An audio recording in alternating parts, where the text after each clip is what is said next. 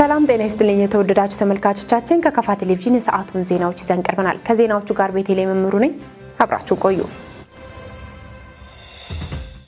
የጤና ተቋማትን አገልግሎትና የመድኃኒት አቅርቦት በማሻሻል ማህበረሰቡን ለማገልገል እየተሰራ መሆኑን የከፋ ዞን ጤና መምሪያ አስታወቀም። የጤናው ዘርፍ አርበኝነት ለሀገር እድገት በሚል መሪ ቃል ከወረዳዎች ከተማ አስተዳደሮች ከተውጣጡ የጤና ባለሙያዎችና ከዘርፉ አመራሮች ጋር በቦንጋ ከተማ ውይይት ተካሂዷል። ብሩክታይት ብርሃኑ ተጨማሪ አላት። ዞን አቀፍ ውይይት ሀገራችን ላይ የተካሄደ ያለውን ሁሉም እንዲያውቅ ለማድረግ ያለመ መሆኑ ተገልጿል። የከፋ ዞን ዋና አስተዳዳሪ አቶ እንዳሻው ከበደ እንደገለጹት ሁለንተናዊ ብልጽግናን ለማረጋገጥ ሀገራችን ረጅም ጊዜ ፈተናዎችን ያለፈች ሲሆን የለውጥ ፍላጎትን መነሻ በማድረግ የተለያዩ ሪፎርሞች ተካሂዷል ብለዋል። የጤና ተቋማትን ለማስፋፋት የተለያዩ እርምጃዎች እየተወሰደ እንደሚገኝም ተናግረዋል። የመድኃኒት እጥረትን ለመቅረፍ የማጠሚያ አገልግሎትን ተደራሽ በማድረግ የህብረተሰቡን ፍላጎት ማሟላት እንደሚቻል ገልጸዋል። ጤና እናንተም እየሰራችሁት ያላችሁት ነገር ነው። በፊት ከነበረው ለመለወጥ በጣም በርካታ ጥረቶች እየተደረጉ ያሉበት ሁኔታ አለ። የመከላከል ስራ ላይ ነበር በፊት ትኩረት የነበረው። አሁን የመከላከሉን ማጠናከር ሄደን ነገር ግን ከወቅቱ አንፃር ህክምና የሚያስፈልጋቸው ነገሮች ስላሉ ህክምናው ዘርፍ ላይ በሰው ኃይልም በመድኃኒትም በማቴሪያልም የማጠናከር ስራ አቅም በፈቀደ መልኩ የተሰራ ያለበት ሁኔታ አለ። የጤና ተቋማትን ለማስፋፋት ያሉትን ለማሳደግ ለመጨመር ጉለቶችን እርምጃዎች እየተወሰዱ ያሉበት ሁኔታ አለ። ይህን ከገብረ ጻዲቅ ሻው ሆስፒታል ጀምሮ በየጊዜው እየተወሰዱ ያሉ እርምጃዎችን እስከታች በተለያዩ ጤና ጣቢያዎች እና የመጀመሪያ ደረጃ ሆስፒታሎች ማየት የሚቻልበት ሁኔታ ይኖራል። ትልቁ ቻሌንጅ ያለው ከመድኃኒት አቅርቦት ጋር ነው።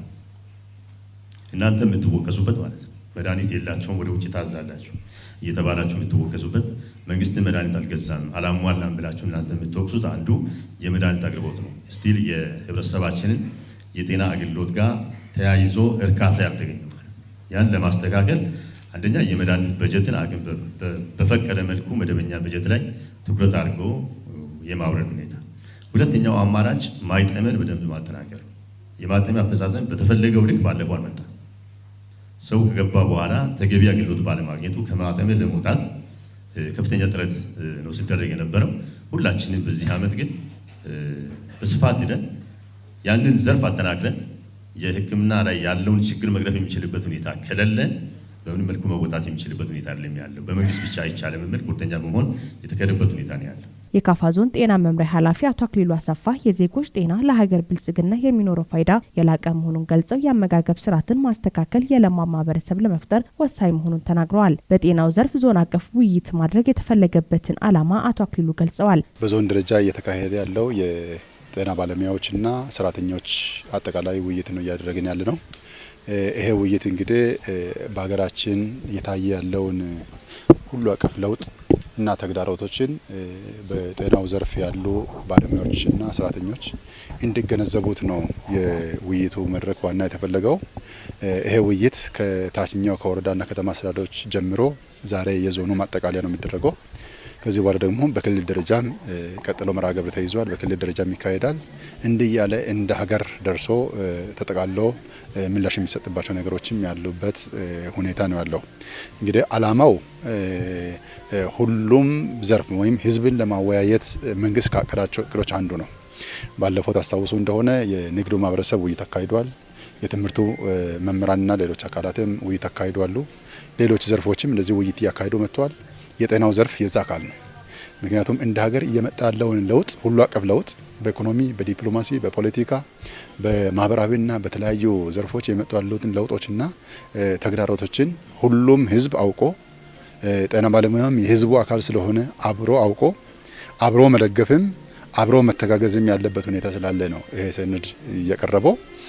በዚህም እንግዲህ በሰፊው ባለፈው በወረዳዎችና በሁሉም መዋቅሮች ውይይት ተካሂዷል። ከዛ የተውጣጡ ከየተለያዩ ሙያ ዘርፎች ውክልና ያላቸው ሐኪሞችም ሌሎች ባለሙያዎችም ከየተቋማት ደግሞ ውክልና ይዞ ከየመዋቅሩ የመጡት ጋር ነው ዛሬ 300 የሚሆኑ ሰዎችን ወይም ባለሙያዎችን ውይይት እያደረግን ያለ ነው።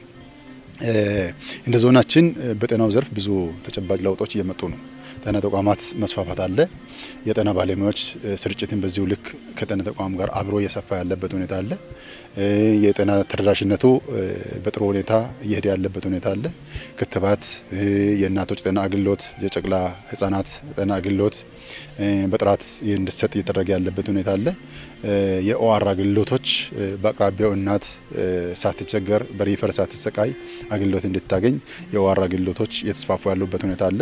ዞን አቀፍ ውይይት ማድረግ በቀጣይ ስራዎችን በተቀላጠፈ ሁኔታ ለማስኬድ የሚኖረውን ጠቀሜታ ተናግረዋል። እንደዚህ አይነት መድረኮች የሚፈጠሩት የህዝብን ጥያቄ ለመመለስ ቀጣይ እንዲማሩ እንዲሻሻሉ ጥሩ ስራ የሚሰሩት እውቅና ተሰጥቷቸው እንዲቀጥሉ ትንሽ ክፍተት የተሰሩት አካላት ደግሞ እንዲገሰጹና እንዲማሩ ለማድረግ አንድ መድረክ አሳልፈናል። የመድኃኒት ችግርን ለመፍታት ደግሞ ሁለት ስራዎች እየሰራን ነው። አሁን አንደኛ ለ2018 የሚሆን መድኃኒት ምጠና ስራ ከአሁኑ እየተሰራ ያለበት ሁኔታ አለ።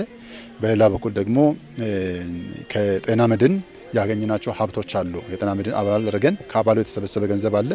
በዛ ገንዘብ ለጤና ተቋማት ገንዘቡን አስተላልፈን መድኃኒት ገዝቶ እንዲጠቀሙ ካፒቴሽን የሚባል ስርዓት ተዘርግቶ አሁን ወደ ሙሉ ትግበራ ለመግባት የቅድመ ዝግጅት ስራዎች እየተጠናቀቁ ያሉበት ሁኔታ ነው ያለው። አስተያየታቸውን የሰጡት የጤና ባለሙያዎች የተጀመረው የግንዛቤ መድረክ ተጠናክሮ ሊቀጥል እንደሚገባ ተናግረዋል። የጤናው ዘርፍ አርበኝነት ለሀገር እድገት፣ ለዘላቂ ሰላም፣ ምርትና ምርታማነትን ለማረጋገጥ ተቀናጅቶ በመስራት የኢትዮጵያ ብልጽግና ጉዞ ላይ ድርሻችንን እንወጣለን ብለዋል። በተያያዘ ዜና በዞኑ በሚገኙ የጤና ተቋማት ህብረተሰቡ ተገቢውን የጤና አገልግሎት ማግኘት እንዲችል የተጠናከረ ድጋፍና ክትትል እያደረገ መሆኑን በካፋ ዞን ጤና መምሪያ አስታወቀም። በጤና ተቋማቱ በተደረገው የመስክ ምልከታ የተሻለ የአገልግሎት አሰጣጥ ሁኔታ መታየቱም ተገልጿል። ሀብታሙ ወልደ ስላሴ እንደሚከተለው አሰናድቶታል። ስሜ አስቴር ጊዜ ያለው ይባላለሁ። የመጣሁትን ከ01 ቀበሌ ነው። ክብካቤያቸው ከፊቱ አሁን የበለጠ በጣም የሚከታተሉት። እኔ ለገሰ ለማየው አባዋር ይባላለሁ። ገዋታ ወረዳ ከቆንዳ ከተማ ነው የመጣሁት። አገልግሎት አሰጣጥ ላይ እጅግ የተሻለ ነው ብዬ የሚወስዳቸው ነጥቦች አሉ። የተሻለ ነው ብዬ የሚወስዳቸው ነጥቦች አንደኛ ጤና ባለሙያዎቹ በተባለው ሰዓት ላይ አንድን እናት ዙሮ ያዩ ሱፐርቫይዝ ያደርጉ ያሉበት ሁኔታዎች አሉ። ምን ጎደለ፣ ምንድነው ችግርሽ፣ አሁን የህመሙ ሁኔታ እንዴት ነበር፣ ወረድ ብሎ ደግሞ እናትን የመጠየቅ ሁኔታዎቹ ደግሞ አስተማማኝ ደግሞ የመጠየቅ ሁኔታዎቹ አሁን ትሪት የማድረግ ሁኔታዎቹ በሰው ህይወት ነውና የሰው ህይወትን ለመመለስ የሚያደርጋቸው ጥረቶች እኔ እጅግ አርጌ ነው የሚያመሰግነው። ሲስተር ቤተልሔም ታምራት እባላለሁ። ማዋለጃ ክፍል አስተባባሪ ነርስ ነኝ። አንድ እናት ከመጣችበት ሰዓት ጀምሮ የ24 ሰዓት ቆይታ ነው ያላት እኛ ጋር ማለት ነው። ከዛ ልጇን አቅፋ ወደ ቤቷ እስከምትገባ ያለው የ24 ሰዓት ቆይታ ነው። በዚህ ነው እያስከተልን ያለ ነው። እኔ ዶክተር አክሊሉ አየለ ይባላል። ገብረጻ ሻዋ አጠቃላይ ሆስፒታል ጠቅላላ ሐኪም ነኝ። ስራ አቁመን አይደለም አገልግሎት እየሰጠን ነው የምንጠይቀው። ይሄ የህይወት ጉዳይና የጥያቄ ጉዳይ ሁለቱ አንድ ላይ ማስኬድ አይቻልምና መጀመሪያ ህይወት ይቀድማል። ስለዚህ ህክምናውን አገልግሎት ያለ ምንም ማቋረጥ ከሰኞ እስከ እሁድ 24 ሰዓትና 24 ሰዓትና 7 ቀን አገልግሎት እየሰጠን ህዝባችን እያገለገልን ህዝባችን ያለ እንግልት አገልግሎት እያገኘ ከህዝባችን ጋር ነው አብረን መጠየቅ ያለብን ማለት ነው እንጂ ህክምናን አቁመን የምንጠይቅበት ጥያቄ አይኖርም። ዛሬም አይኖርም፣ ነገም አይኖርንም ማለት ነው። ፍቅረ ማርያም ጳውሎስ እባላለሁ። የቦንጋ ገብረ ጻድቅ ሸዋ አጠቃላይ ሆስፒታል ስራ አስኪያጅ ነኝ። አገልግሎቱ በተገቢው ለህብረተሰባችን እየሰጠን ያለንበት ሁኔታ ነው ያለው። ምንም አይነት የተቆራረጠ አገልግሎት የለም። የታመሙ ታማሚዎች መጥተው እኛ ጋር በተገቢው ተመርምሮ አገልግሎቱን አግኝተው እየወጡበት ሁኔታ ነው ያለው። የድንገተኛ ህክምና፣ የተመላላሽ ህክምና፣ የወሊድ አገልግሎት፣ የቀዶ ህክምና አገልግሎትም ቢሆን በተገቢው ከቀድሞው በተለየ ሁኔታ ስራዎቹን በአግባቡ ባለሙያው ቦታው ተቀምጦ አገልግሎቱን እየሰጠ ያለበት ሁኔታ ነው ያለው። ስለዚህ ቀጣይም ቢሆን በእንደዚህ አይነት ሁኔታ ህብረተሰባችን አገልግሎቱ ተቆራርጦ መጎዳት ስለሌለበት እኛም በቅርበት ባለሙያዎቻችንን እያወያየን ያሉ ነገሮችን በጋራ በመናበብ ስራዎችን እንዲቀጥሉ እያደረግን ያለንበት ሁኔታ ነው ያለው። ስሜ አክሊሉ አሰፋ የካፋ ዞን ጤና መምሪያ ኃላፊ ነኝ። አካባቢያችን ወደ ዞናችን ስንመጣ በመዋቅራችን ወደ 17 የሚሆኑ መዋቅሮች አሉ። በነዚህ መዋቅሮች ጤና ኤክስቴንሽኖች በ312 ጤና ኬላ ላይ አገልግሎት ይሰጣሉ። 50 ጤና ጣቢያዎች ላይ የጤና ጣቢያ ባለሙያዎችም እንደዚሁ አገልግሎት ለማህበረሰቡ እየሰጡ ያሉበት ሁኔታ አለ። በዞናችን አንድ ጀነራል ሆስፒታል ወይም አጠቃላይ ሆስፒታል የሚለው የገብረ ጻድቅ ሻው መታሰቢያ ሆስፒታል እና 4 የመጀመሪያ ደረጃ ሆስፒታሎች በአጠቃላይ 5 ሆስፒታሎች ላይ ማህበረሰቡ የጤና አገልግሎት ተጠቃሚ የሚሆንበት ሁኔታ ነው ያለው። ሌሎች ሐኪሞችም ነርሶችም ሁሉም ሰው ተረባርቦ የሰውን ህይወት ለማዳን እያደረገ ያለው ነገር በጣም ወሳኝ ነውና ይህንን በአግባቡ ገቢራዊ ማድረግ መቻል አለባቸው። ከዛ ወጣ የሚል አካል የሚገኝ ከሆነ ያው ህግ ማስከበር ስራ መንግስት እርምጃ ሊወስድ ይችላል። ስለዚህ ወደዛ መግባት አያስፈልግም የሚል መልእክት ነው ማስተላልፈው። በመጨረሻ እንግዲህ ምስጋና ያስፈልጋል። ምክንያቱም እንደ ዞናችን ተጨባጭ ሁኔታ የሰው ህይወት ለማዳን የሚደረገው ርብርብ አለ። በዚህ ርብርብ ላይ ባለፈው ማይተን ከሆነ የወባ ወረርሽኝ ነበር፣ ሌሎች በሽታዎችም እንደዚህ ነበሩ። የወባ ወረርሽኝ እንዲቀለበስና ቢያንስ ባለፈው አመት የነበረው ጫና እንዳይቀጥል ያደረገው ሁሉም ተረባርቦ ነው። ማህበረሰቡም ተረባርቧል፣ የመንግስት አካላትም ተረባርቧል፣ የጤና ባለሙያም ተረባርቧል። ስለዚህ ከጤና ኬላ ከጤና ኤክስቴንሽን ጀምሮ ምስጋና ይገባቸዋል። በዞናችን ያለው ወደ 700 የሚሆኑ ጤና ኤክስቴንሽኖች በሁሉም ቀበሌ ተቀምጦ ለማህበረሰቡ እየሰጡ ያለው አገልግሎት ይህንን ውጤት እያሳየ ያለበት ሁኔታ ስላለ ሊመሰገኑ ይገባል። በሌላ በኩል በጤና ጣቢያና በሆስፒታሎች ያሉት ባለሙያዎቻችን ልዩ ምስጋና ይገባቸዋል። ምክንያቱም አዘቦት ቀን፣ የስራ ቀን፣ ሰንበት፣ ሰኞ ሳይሉ ለማህበረሰቡ የሚሰጡት የሙያ ግዴታ ቢሆንም የሚሰጡት አገልግሎት አለ። ሩህሩህ፣ አዛኝ፣ አገልጋይ ባለሙያ መፍጠር አለብን ያልነውን እየተፈጠረ ያለበት ሁኔታ አለ። ይህንን በደንብ አስቀጥሎ መሄድ ያስፈልጋል። ለዚህም የጤና ጣቢያ ባለሙያዎች ሊመሰገኑ ይገባል። ውጤቱ የጋራችን ነው። በጋራ ህዝባችንን እናገልግል። መጨረሻ መልእክቴ ነው። በጣም አመሰግናለሁ። በአዲ ወረዳ የተጀማመሩ የመሰረተ ልማት ስራዎች ተጠናቀው አገልግሎት መስጠት እንዲችሉ የሚመለከታቸው አካላት በትኩረት መስራት እንዳለባቸው ተጠየቀ። በክልሉ ውሃ ማዕድንና ኤነርጂ ቢሮ ኃላፊ በኢንጂነር በየነ በላቸው የተመራ ቡድን በወረዳ ውስጥ በመከናወን ላይ ያለውን የመሰረተ ልማት ተግባራት ያሉበትን ደረጃ ምልከታ አድርጓል። ዘገባው የወረዳው መንግስት ኮሚኒኬሽን ጉዳዮች ጽህፈት ቤት ነው። ጽዮን ታደለ በጉብኝቱ የተገኙት የደቡብ ምዕራብ ኢትዮጵያ ህዝቦች ክልል ውሃ ማዕድንና ኢነርጂ ቢሮ ኃላፊ ኢንጂነር በየነ በላቸው እንደገለጹት ወረዳው ከዚህ በፊት በርካታ መሰረተ ልማቶች ያልደረሱበትና ተጠቃሚ ያልሆነ ወረዳ መሆኑን ጠቅሰው ከጥቂት ዓመታት ወዲህ የተለያዩ የመሰረተ ልማት ስራዎች ተሰርቶ አገልግሎት እየሰጡና አሁንም ሌሎች በመሰራት ላይ መሆናቸውን ገልጸዋል።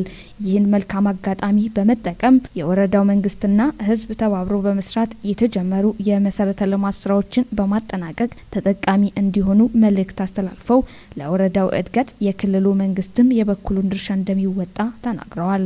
በጉብኝቱ ቦታው ላይ የተገኙት የከፋ ዞን ምክትል አስተዳዳሪና የገቢዎች መምሪያ ኃላፊ አቶ ደመላሽ ንጉሴ በበኩላቸው በወረዳው ውስጥ እየተከናወነ ያለው ስራዎች ተስፋ ሰጪ ጅምር መሆናቸውን ተናግረው ይህም የሚያሳየው የአመራር ቁርጠኝነትና የህዝብ ልማት ፍላጎትና ተሳታፊነት ስለሆነ ከዚህ በኋላ ይህ ትግል ተጠናክሮ መቀጠል እንዳለበት አሳስበዋል።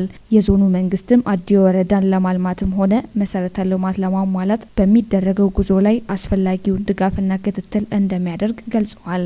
የአዲ ወረዳ ምክትል አስተዳዳሪ አቶ ገረመው ገብሬ በበኩላቸው የአዲ ወረዳን የመሰረተ ልማት ተጠቃሚ ለማድረግ ከክልል ጀምሮ በየደረጃው ያሉ መዋቅሮች እያደረጉ ላሉት ድጋፍና ክትትል ምስጋናቸውን አቅርበው ከጥቂት ዓመታት ወዲህ በወረዳ ውስጥ በክልልና በዞን ድጋፍ እንዲሁም በወረዳ ቁርጠኝነት በህዝብ ተሳታፊነት በርካታ የመሰረተ ልማት ስራዎች እየተሰሩ እንደሆነ ጠቁመዋል።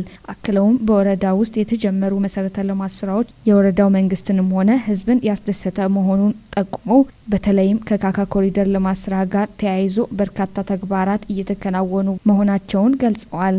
ለአብነትም በመንገድ ፕላን ውስጥ የነበሩ ቦታዎችን በማስለቀቅ የመንገድ ጥገና ስራዎችንና ሌሎች ተግባራት እያከናወኑ እንዳሉ አብራርተው ጅምር ስራዎች አበረታች ውጤት እያስመዘገቡ ቢሆንም ቀሪ በርካታ ስራዎች ስላሉ በየደረጃው ያሉ መዋቅሮች ድጋፍና ክትትል እንዲያደርጉና የወረዳው ህዝብ የልማቱ ዋነኛ ተጠቃሚ ከመሆኑ አንጻር ለየትኛውም ስኬት አስፈላጊውን ድጋፍ እንዲያደርግ መልእክት አስተላልፈዋል።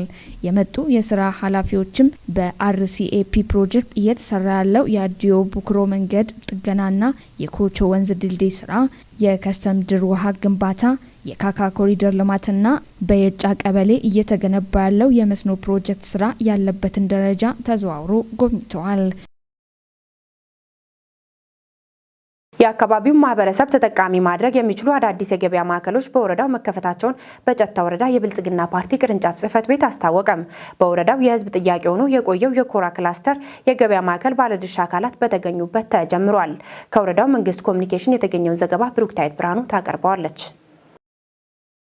በገበያ ማስጀመሪያ ፕሮግራም ላይ የተገኙት የጨታ ወረዳ መንግስት ዋና ተጠሪና የብልጽግና ፓርቲ ቅርንጫፍ ጽህፈት ቤት ኃላፊ አቶ ከተማ ከፍያለው ባስተላለፉት መልእክት ለብዙ ዓመታት የአካባቢ ነዋሪዎች የልማትና የመልካም አስተዳደር ጥያቄ ሆኖ የቆየውን የኮራ ክላስተር ገበያ ማዕከል በመጀመሩ እንኳን ደስ ያላችሁ ብለዋል። የወረዳ መንግስት የህዝብን የልማትና የመልካም አስተዳደር ጥያቄዎችን ደረጃ በደረጃ መልስ እየሰጠ እንደሚገኝ ገልጸው አዲሱ የኮራ ክላስተር ገበያ ማዕከል አንዱ የህዝብ ጥያቄ እንደመሆኑ መጠን መንግስት ልዩ ትኩረት ሰጥቶ በመስራት መልስ እንዲሰጥ አድርጓል ብለዋል። አዲሱ ገበያ ማዕከል ለክላስተር ቀበሌዎች ብቻ ሳይሆን ለሶስቱም ወረዳዎች ማለትም ለዴቻ፣ ለጨታና ለጠለው ወረዳዎች ማዕከል በመሆኑ ለከተማና ለገበያ እድገት ከፍተኛ ድርሻ አለው ብለዋል። ገበያ ለኢኮኖሚ እድገትና ለማህበራዊ ትስስር ያለው ጥቅም የጎላ መሆኑን የተናገሩት አቶ ከተማ ይህ ገበያ እንዲጠናከርና እንዲሰፋ የአካባቢ ነዋሪዎች በተለያዩ ልማቶች አካባቢውን ማሳደግና መለወጥ አለባቸው ብለዋል። ከተማ የሁሉም መኖሪያ በመሆኑ የከተማ እድገትን ማስቀጠልና ደህንነቱን በጋራ ማስጠበቅ ወሳኝ እንደሆነ ጠቅሰው ሁሉም የአካባቢ ነዋሪዎች በልዩ ትኩረት ሊሰሩ ይገባል ሲሉ ተናግረዋል።